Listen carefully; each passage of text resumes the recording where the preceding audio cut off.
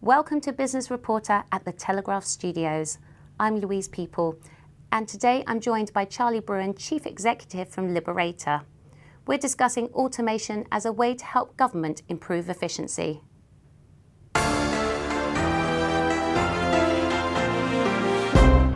Now, Charlie, we need to achieve more with less. This is a popular mantra that we talk about, especially when we're dealing with the public sector. What are the biggest obstacles to improving efficiency? The sheer size and volume of the number of government transactions that happen every year. Government Digital Service estimates that some 1.7 billion transactions happen every year across the public sector. One of the big challenges is actually the sheer volume of work that needs to be completed in order to fulfill the business of government. But that's really where process automation can really help in terms of really alleviating the burden on public sector workers in dealing with that very large transaction workload. Charlie, you mentioned transactions. Can you give us a live example to illustrate how we cope with this? A transaction across government can be anything from a benefits administration through to dealing with financial payments or receipts in government. So it's a very broad church of different types of transaction that government has to handle. And how much does it cost?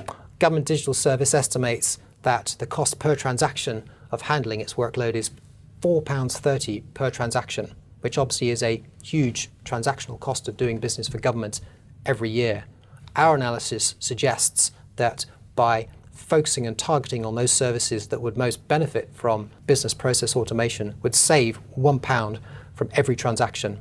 Now that's a huge savings, and you mentioned automation. How does automation work? Automation is about freeing skilled workers who are delivering those services day in, day out from repetitive and bureaucratic processes. And automation is about ensuring that those simple to complete tasks that are good candidates and good prospects for business process automation, the cost to deliver those processes is dramatically reduced. As I say, £1 for every transaction the government has to deliver. Now that's a huge saving for the government, but what about workforce? Surely we'd be cutting jobs. Actually, the converse, in our experience, is true in that when we take away the burdensome and bureaucratic workload of skilled workers, it means that they can really focus on the most important tasks or the most meaningful tasks as part of their government workload. To give you particular examples, dealing with complex benefits claims or dealing with complex court applications, which may involve dealing with vulnerable people or people less able to help themselves, is a really important feature of where we need to allow our skilled workers to focus on the work that's going to have the most impact for the users of government services, but equally as well, save government money as well by freeing those skilled workers from the repetitive and bureaucratic processes that can be easily automated. Now those all sound like perfect solutions, but how do you work to achieve such a high degree of success? We handle over 10 million transactions within our payments and receipts area.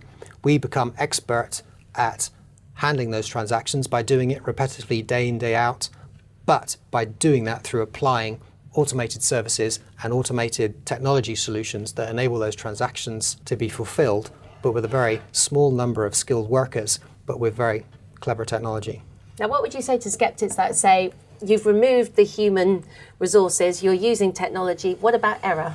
We found that the success rate that we've had in dealing with business process automation allows us over time to significantly improve the performance of those processes. We expect that when we first inherit processes that there will be an exception rate or an error rate associated with the services that we inherit of about 8 to 10%. Over time, we're able to eliminate that error rate to circa 1%, which means that we're getting the process or the transaction right first time in 99% of instances, which means, again, that we focus our skilled people on the most meaningful work, and the cost to deliver those services is dramatically reduced because they're handled by automated processes and routines. Now let's say you've won me over, you've told me all the facts and figures, I understand it now, and we put this platform into place across local authorities, government organisations, and how do you sign up dozens of stakeholders with this? Well, Government Digital Service is well underway in developing government as a platform and indeed payments platforms to attract new users to make use of business process automation technologies. What we've also found in our experience is that if you put a good service out there, if you make a new service available, then users tend to vote with their feet.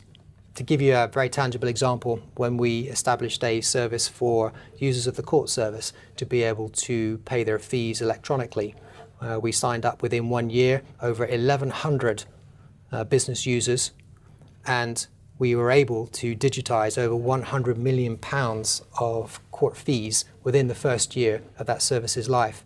So again, there isn't necessarily a huge marketing effort required to get business users or individuals to use services. If you put good services and make them available, then actually the users will come, in our experience. Now, talking about expanding users, if we were to put this all across the UK, how much money do you think you could save UK taxpayers? Our analysis suggests that if government is able to focus on those services that would most benefit from automation and business process automation, they will be able to save up to £350 million annually. That's essentially £1 million every day for the life of the existing Parliament, which is a 1.7 billion, 8 billion saving over 5 years. Certainly is a huge saving. Thank you for all your information today. It sounds like a really exciting future ahead. Yeah. Thank you, Charlie. Thank you, Louise.